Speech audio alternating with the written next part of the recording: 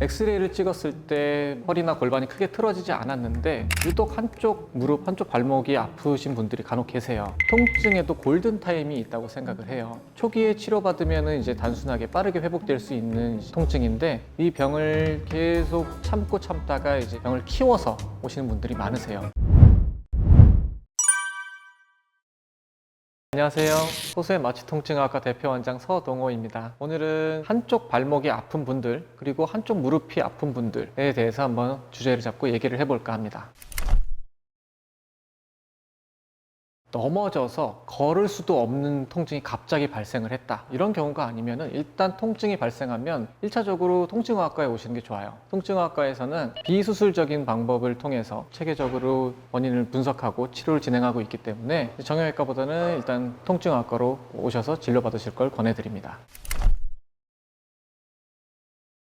그런 경우도 상당히 많아요. 양쪽 다리를 같이 사용하는 운동, 달리기라든지 줄넘기를 했는데 유독 한쪽 무릎, 한쪽 발목만 아프다, 이런 경우에 진찰을 해보면 다리 길이의 차이가 나거나 허리나 골반이 틀어진 경우도 굉장히 많습니다. 그러한 경우에는 한쪽으로 무게중심이 치우쳐지게 돼요. 그래서 왼쪽이나 이제 오른쪽 한쪽으로 무게중심이 치우치게 되면 허벅지와 종아리에 피로가 빠르게 쌓이게 됩니다. 근육의 피로 자체가 쌓이게 되면 보통 이제 통증은 근육의 힘줄 부착 부위에서 나타난다고 생각을 하시면 돼요. 발목이 받는 하중 자체가 증가하게 되면 주변을 둘러싸고 있는 근육과 힘줄 그리고 인대 자체에 가해지는 이제 압력이 굉장히 강해지게 되고 미세한 손상이 누적이 되게 돼서 통증을 유발한다고 생각하시면 됩니다. 엑스레이를 찍었을 때 허리나 골반이 크게 틀어지지 않았는데 유독 한쪽 무릎, 한쪽 발목이 아프신 분들이 간혹 계세요. 그런 분들은 저는 이제 생활 습관에 대해서 많이 좀 여쭤봅니다. 다리를 꼬는 행동이나 이제 한쪽으로 이제 치우친 그 자세들,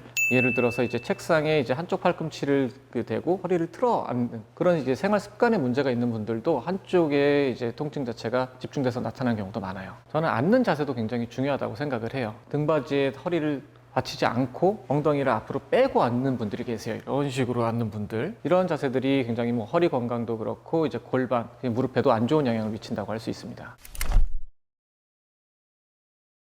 네, 물론 가능합니다. 수술 후에 재활치료나 허리 통증이나 허벅지 주변 부위 통증이 있으실 때도 물리치료 받으러 이제 병원에 내원하시면 되고요. 저희 병원에서는 엑스바디라고 하는 체형 분석 장비를 이용해서 과학적으로 체형을 분석을 해요. 그래서 이제 체형이 틀어진 부분이 있다 싶은 경우에는 이제 교정 목적의 도수치료 또한 진행을 하고 있으니까 불편하신 부분이 있으시면 언제든지 병원에 내원하시면 됩니다.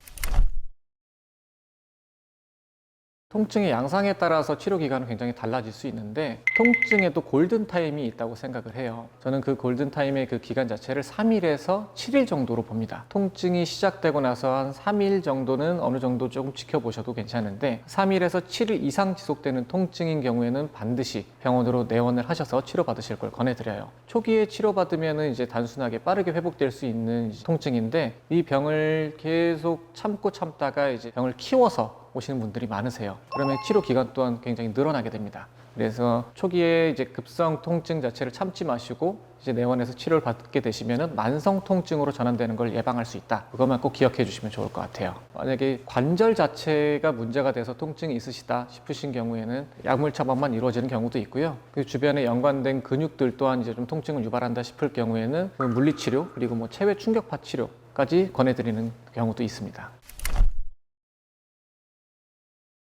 오히려 통증 자체가 더 심해지는 경우도 있기 때문에 스스로 운동하시는 거는 크게 권해드리진 않아요. 댁에서 하실 수 있는 이제 통증 치료 방법으로는 근육 마사지 정도 그리고 따뜻한 찜질 정도로 권해드리고 있고요. 운동 치료가 필요한 경우에는 병원에 내원하셔서 저와 그리고 이제 운동 치료를 오래 하셨던 물리치료사 선생님들과 협의하에 본인의 체형에 맞는 운동을 저희가 직접적으로 교육을 해드리고 있어요. 그 운동을 정확하게 배우신 이후에 저희가 내드리는 이제 숙제를 댁에서 해오신다고 생각을 하시면 됩니다.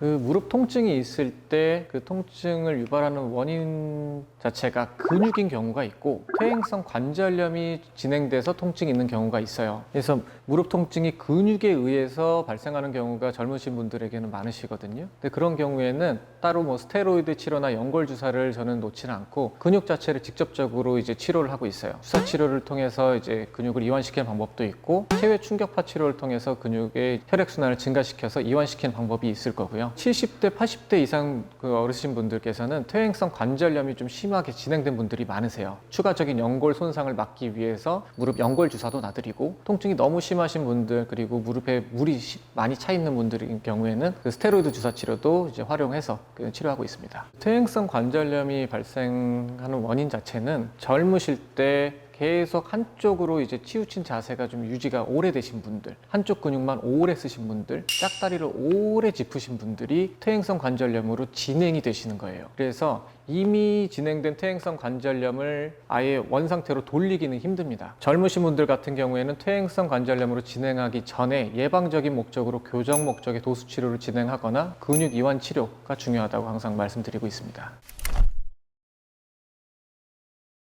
저희는 이렇게 촬영을 시행을 하고 꼭 신체 진찰을 하는 걸 이렇게 중요시 여깁니다. 그래서 어떤 근육 자체가 어떻게 통증을 유발하는지 파악하는 걸 좀 집중을 하고 있고요. 치료하는 시간보다 이제 진단하는 시간을 조금 더 투자를 많이 하는 편이에요. 저뿐만 아니라 도수 치료를 하시는 선생님들도 꼼꼼하게 신체 진찰을 통해서 단순하게 근육 이완하는 마사지 개념이 아닌 통증을 유발하는 이제 척추 분절에 대해서 분석을 하고, 척추 주변에 있는 관절의 문제인지 인대의 문제인지 근육의 문제인지를 철저하게 분석을 하고 접근을 하기 때문에 다른 병원과의 차별성이 좀 있다고 생각을 합니다.